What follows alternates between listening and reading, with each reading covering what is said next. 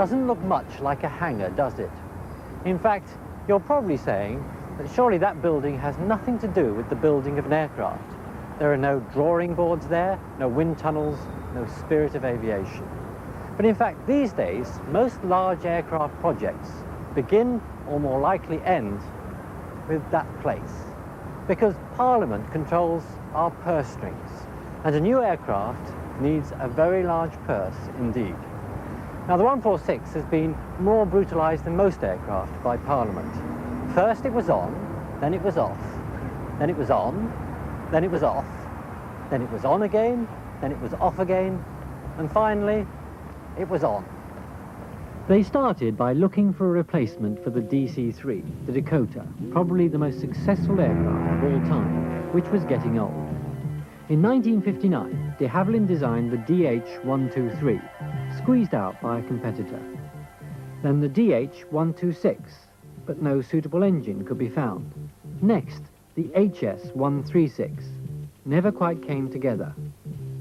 Then the HS-806, still nagging doubts.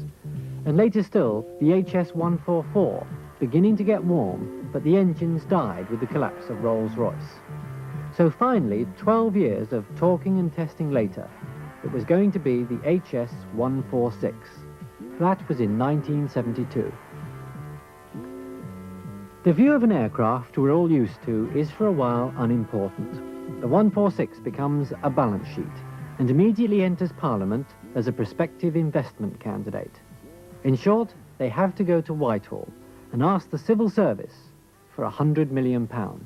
Well, I think, first of all, they shrink in horror, and they say, oh, my God, but let's talk about it. I don't think they ever categorically turn these things down outright. I think the initial request is made. The civil servants are not unaware that such a request is on the way. As I said, they've probably been aware for some months that the programme is in the offing.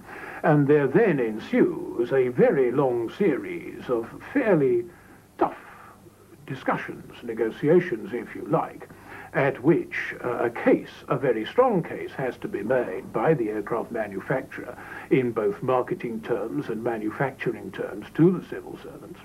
And very often even perhaps in political terms as well, because they can turn round to the civil servants and say, well, look here, if you launch this particular program, it's going to create X thousands of jobs, employment potential in this area and that area in various parts of the country.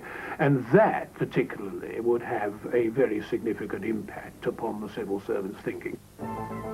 Producing a new airliner is at this stage a two-way process. While committee rooms fill with smoke in Whitehall, the actual work continues at the factory. Although there was no proper go-ahead, by early 1972, the wind tunnel was already hard at work.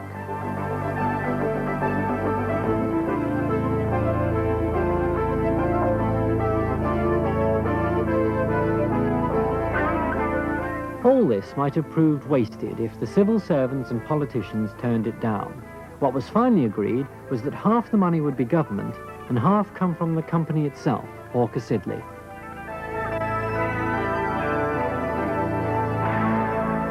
So on the 29th of August 1973, the absolute go-ahead was given.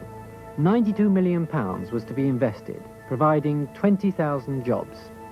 The 146 was properly on its way, heading for a first flight in 1976.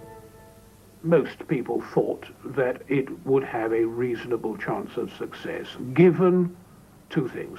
Given that, first of all, the aircraft was undertaken reasonably quickly, and given also that there were no other factors that would interfere with it.